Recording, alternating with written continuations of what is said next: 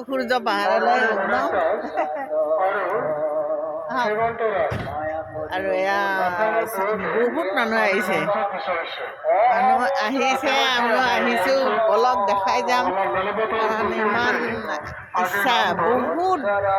বছৰৰ পৰা ইচ্ছা আছিল কিন্তু অহাৰ সুবিধা হোৱা নাছিল মানে কি হয় কথা শুনি আছিলোঁ সূৰ্য পাহাৰ আমাৰ ঐতিহ্য হয়নে নহয় অসমৰ ঐতিহ্যমণ্ডিত ঠাই এখন যিখন পাহাৰক মানে দ্বিতীয় কাশী বনাবৰ কাৰণে বেদব্যাসে চেষ্টা কৰিছিল সেই সূৰ্য পাহাৰতে আহিছোঁ আৰু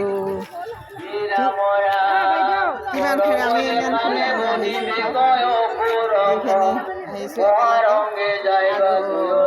দেখাই যাম আপোনালোকক সকলোখিনি কাৰণ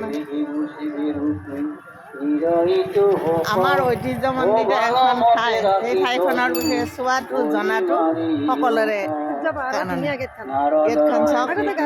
এইখন সূৰ্য পাহাৰৰ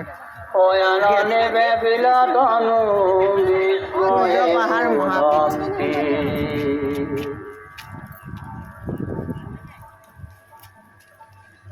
বলক